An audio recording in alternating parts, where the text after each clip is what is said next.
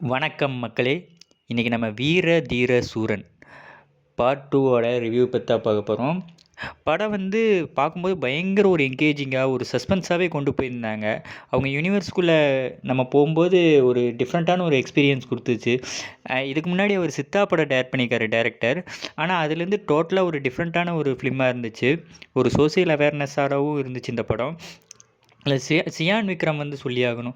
ஒரு தூள் படத்தில் பார்த்த ஒரு சியான் விக்ரம் வந்து திரும்ப பண்ண எப்படி இருக்கும் அப்படிங்கிற மாதிரி இருந்துச்சு. இந்த மனுஷனுக்கு வயசே ஆகாதாடா, எப்புட்றா இப்படியே இருக்காரு அப்படிங்கிற மாதிரி ஃபீல் பண்ணுற மாதிரி இருந்துச்சு. அதில் எஸ்.ஜே. சூர்யாவோட ஆக்டிங் பற்றி சொல்லியாகணும். எஸ்.ஜே. சூர்யா வந்து நார்மலாக இருக்கிற எஸ்.ஜே. சூர்யாலேருந்து ஒரு டிஃப்ரெண்ட்டாக தெரியாது. ஒரு சட்டிலான ஆக்டிங்காக இந்த படத்தில் இருக்குது.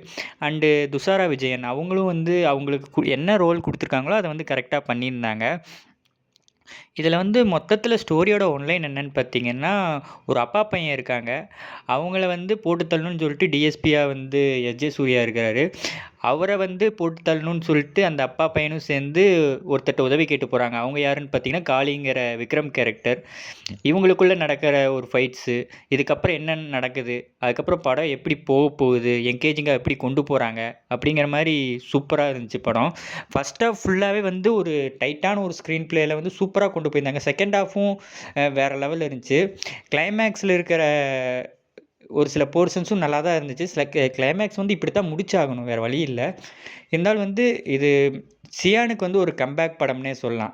நீங்கள் இந்த படத்தை பற்றி என்ன நினைக்கிறீங்க அப்படின்னு சொல்லிட்டு கமெண்ட் பண்ணுங்கள். வீர தீர சூரன் படம் வந்து உங்களுக்கு எந்த மாதிரி பிடிச்சிருந்துச்சி, உங்களுக்கு எப்படி சாட்டிஸ்ஃபை ஆச்சுன்னு சொல்லிட்டு கமெண்ட் பண்ணுங்கள்.